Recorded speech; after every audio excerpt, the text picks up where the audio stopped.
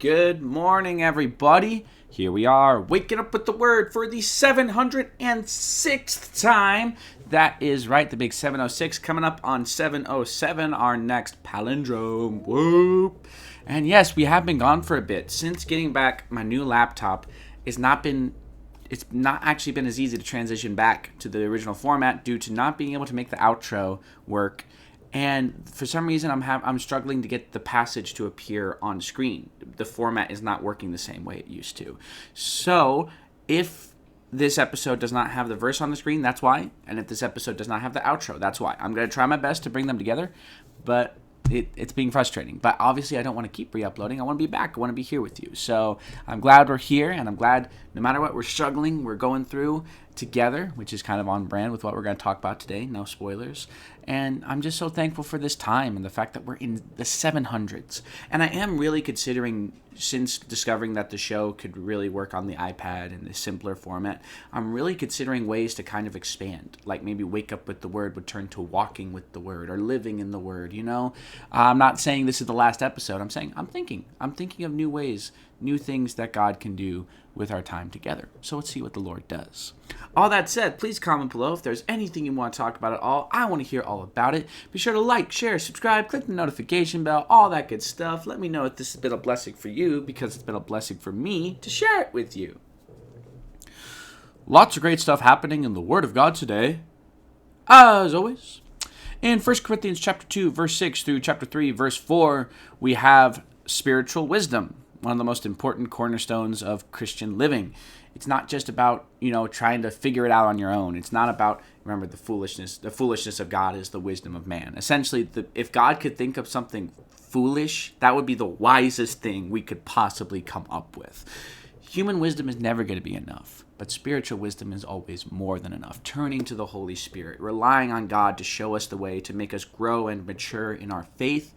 These things are always going to be the answer. These are always going to be the correct path to take. We got to keep that in mind each and every day as we continue on our journey with the Lord. And in Psalm chapter 28, verses 1 through 9, we have something that's very much worth rejoicing in answered prayer. Now, God does not always answer prayer in the time we want him to. It's his perfect timing, not our timing. And he doesn't always answer in the way we expect him to. But we have a God who listens, who hears us, and does answer prayer, who does reach out and use his hand, affect our lives with his righteous right hand. Knowing that, of course it's worth rejoicing, because our God hears. We have a God who truly desires to have a relationship with us, who chooses to listen to us, to empathize with us, to be here with us. It is truly the most worthwhile thing to rejoice in. Our God hears us and answers us. And in Proverbs chapter 20, verses 24 through 25, we have the fact that God directs our way. Specifically, and I'm paraphrasing, it says, God directs the steps, so how can a man know his own way? Essentially, we don't know the path. We don't know the end of the path. We don't know how the journey is going to look, but God does. And if we rely on him and allow him to guide us, then on that path we will find exactly what we were supposed to do with our lives, exactly what we were created for. So God directs our way because, of course, he knows better than we do. He literally planned the way. He made the way. So why not let him direct our way? It's the only right choice. But today we are going to be in the book of Ezra, chapter 3, verses 12 through 13. And this is kind of a big moment. It's as the rebuilding of the temple in Jerusalem is really, really getting started. And there's just this reaction to it that I thought was, I don't think I've noticed it before. It's a very powerful reaction. It's very moving. And I think it's still, it can very much point to how we should feel about what God does for us today, about how he is moving in our lives. So hopefully the verse is going to be on screen. The passage will be there, hopefully. If not, I apologize. I'm going to keep working on it. So please join me in I said 1 Corinthians because that was what's on the screen. In Ezra chapter 3, verses 12 through 13. But many of the priests and Levites and heads of the fathers' houses, old men who had seen the first temple, wept with a loud voice when the foundation of this temple was laid before their eyes. Yet many shouted aloud for joy, so that the people could not discern the noise of the shout of joy from the noise of the weeping of the people. For the people shouted with a loud shout, and the sound was heard afar off. An overwhelming sound that spread far. Could you imagine just enough people I'm sure you've maybe driven past like a stadium, like a sports stadium, or maybe you've even been at one, and you've heard that effect that it could create when enough people make a noise at the same time.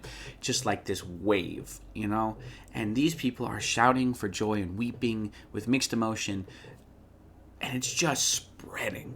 Everyone is hearing this powerful reaction to what God has done. And that's what we're going to talk about today, and how, even though maybe we're not going to have this moment, there is a way that we should react. There is a feeling we should have. Let's get into it. The Israelites had been through a lot at this point. They had lost their land, been dragged off and held captive by an enemy king for 70 years, and now they were attempting to rebuild their home while facing intense opposition from their enemies. Despite all of that, even though the children of Israel, they were imperfect, just like all people, they didn't always get it, they made mistakes. As they watched the foundation of the new temple being laid, they understood that God had been so good to them. There were, of course, mixed emotions, of course, with some weeping and others shouting for joy. But all of those emotions were directed at the same truth. God had finally brought them home, and they were ready to be faithful to Him again. This moment is so powerful and so critical to our understanding of who God is. The Lord punished His chosen people because of how far they had wandered from Him, how deep their sin had become. But He never for one moment considered abandoning them in their sin. God promised He would bring them home. He promised that there was a future and a hope for a restored relationship with Him. And guess what? He kept every single one of those promises.